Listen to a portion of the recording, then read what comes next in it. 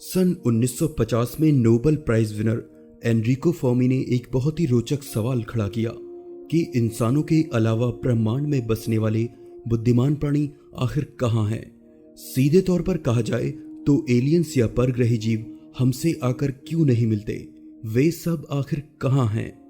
जब भी हम ब्रह्मांड की अनंत सीमाओं को देखते हैं तो धरती जैसे अनगिनत ग्रहों की संख्या हमें मिलती है जिन पर लाखों परग्रही सभ्यताएं मौजूद हो सकती हैं। वैज्ञानिक तौर पर ब्रह्मांड को अस्तित्व में आए हुए 13 अरब साल से ज्यादा हो चुके हैं। 13 अरब साल का समय उन्नत सभ्यताओं के आपस में संपर्क करने के लिए काफी है। तो अब तक हम इंसानों से ऐसी किसी सभ्यता ने हाथ क्यों नहीं मिलाया? आखिर वे सीधे तौर पर आकर हमसे क्यों नहीं मिले? एनरिको फर्मी का ये सवाल इतिहास में फर्मी पैराडॉक्स के नाम से मशहूर हुआ, जिसने इंसानों को सोचने पर मजबूर किया कि आखिर ब्रह्मांड में मौजूद एलियन सभ्यताएं हमसे संपर्क क्यों नहीं करती, वे सब आखिर कहां हैं। आज के इस एपिसोड में इन्हीं सवालों के जवाब जानने की कोशिश करेंगे। हम उन विषयों पर बात करेंगे जो इंसानों और एलियन कांटेक्ट के बीच रोड़ा बनते आए हैं।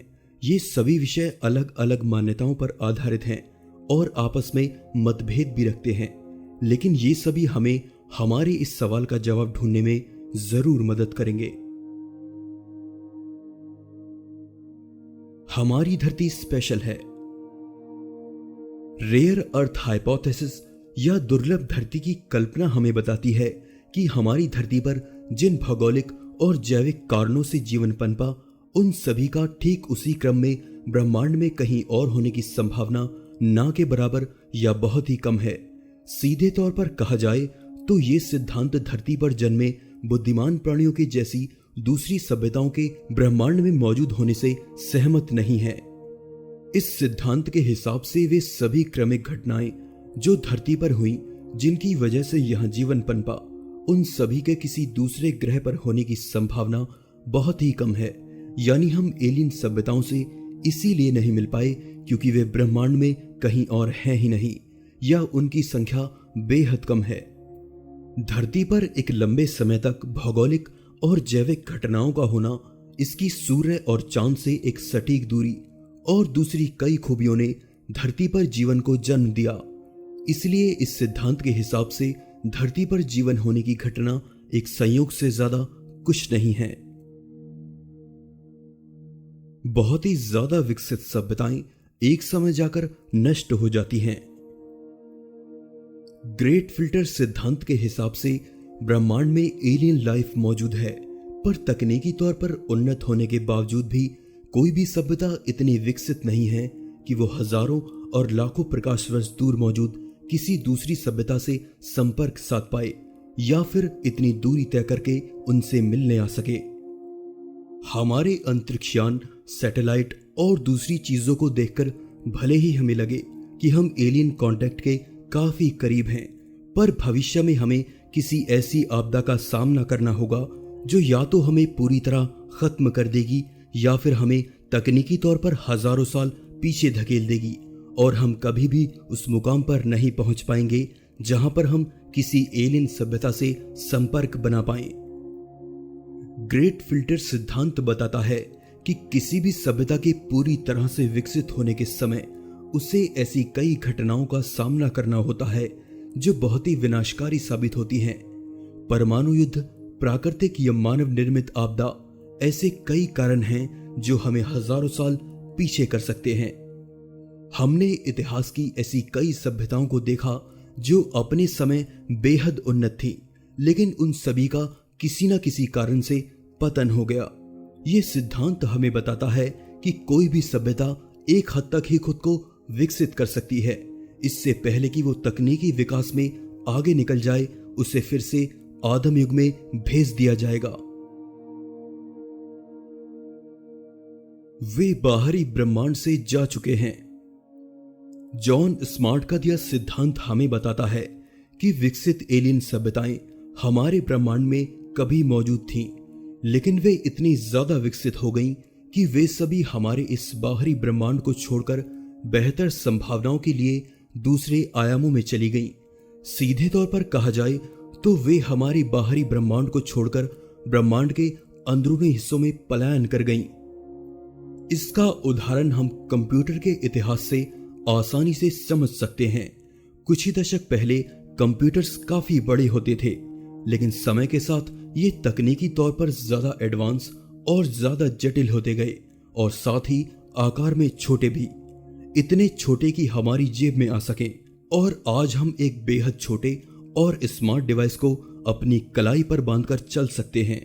ठीक इसी तरह वे सभी विकसित सभ्यताएं खुद को इतने सूक्ष्म और छोटे स्तर पर ले गईं जहां वे स्पेस टाइम, ऊर्जा और मैटर का ज्यादा घनत्व पर और ज्यादा सही उपयोग कर सके।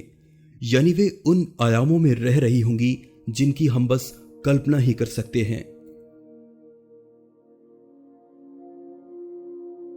हमारी धरती उतनी भी खास नहीं है जितना कि हम सोचते हैं। एलियन सभ्यताएं हम इंसानों के जीवन में या हमारी धरती में रुचि रखती हों, ये हमारा भ्रम भी हो सकता है। हो सकता है कि ब्रह्मांड में मौजूद अनगिनत प्लैनेट्स में से वे हमारी धरती से कहीं ज्यादा अच्छे और बेहतर संभावनाओं वाले ग्रहों पर अध्ययन करने में ज्यादा रुचि रखती हों, यानी हमारी धरती स्पेशल नहीं है। जो सभ्यताएं कई लाखों और करोड़ों प्रकाश वर्ष दूर का सफर मिनटों में तय कर पाने में सक्षम हैं, वो इतनी विकसित होंगी कि उन्हें इंसानों जैसी पिछड़ी सभ्यताओं में कोई दिलचस्पी नहीं होगी। वे अपने काम के लिए हमसे ज्यादा उन्नत और अच्छे ग्रहों की खोज कर सकते हैं। धरती के संसाधनों का प्रयोग करने के लिए उन्हें धरती जैसे ग्रह ब्रह्मांड में कहीं भी मिल जाएंगे, जिसमें वे अपने सबसे नजदीकी ग्रहों पर जाना पसंद करेंगे, न कि उनसे अरबों प्रकाश वर्ष दूर मौजूद धरती पर। हम जिस संसार में रहते हैं वो सच नहीं है। फर्मी पैराडॉक्स का सबसे विवादित विषय, जिसके मानने या ना मानने पर शोधकर्ताओं में बहस छिड़ी रहती है, वो ये है कि हम जिस संसार में रहते हैं ये हमारी आंखों का धोखा भी हो सकता है।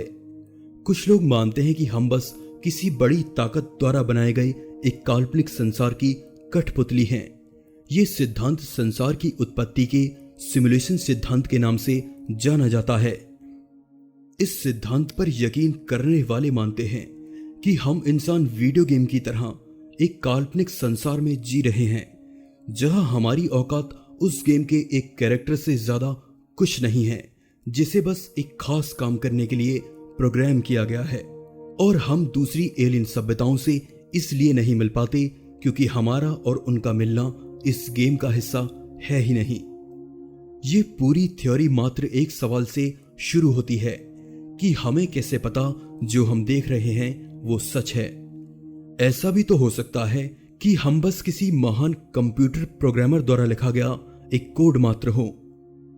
कुछ लोग इस सिद्धांत को अगले लेवल पर लेकर जाते हैं, जहां वे मानते हैं कि हम इंसान किसी एडवांस एलियन सभ्यता द्वारा बनाए गए एक कंप्यूटर जगत का हिस्सा हैं। ये एलियन इतने शक्तिशाली हैं कि आकाशगंगा जितने बड़े स्तर पर ब्रह्मांड की ऊर्जा और पदार्थ को अपने तरीके से कंट्रोल कर सकते हैं। लेकिन वे ऐसा करना क्यों चाहेंगे? हो सकता है कि हम इंसान उनकी किसी शोध का हिस्सा हों, या यह भी हो सकता है कि वे अपना मनोरंजन करने के लिए ऐसा कर रहे हों। हालांकि ये सिद्धांत उतने बड़े स्तर पर स्वीकार नहीं किया गया, लेकिन ये भी एक वजह हो सकती है कि हम एलियन से नहीं मिल पाते। उनके भेजे गए सिग्नल्स और हमारी समानता। अगर ऐसे कई ग्रह ब्रह्मांड में मौजूद भी हैं जिन पर विकसित एलियन सभ्यताएं निवास करती हों, तो ये कैसे संभव है कि वो हमारी जैसी ही होंगी? हम इंसानों का क्रमिक विकास, दिमागी समझ और व्यवहार उनसे पूरी तरह अलग भी हो सकता है। इसीलिए यह भी संभव है कि उनके द्वारा भेजे गए सिग्नल्स को हम अब तक समझ ही ना पाए हों। खगोल शास्त्री और ब्रह्मांड वैज्ञानी लॉर्ड रीस का मानना है कि हो सकता है कि एलियंस हमारे सामने मौजूद हों और हमें पता ही न लगे।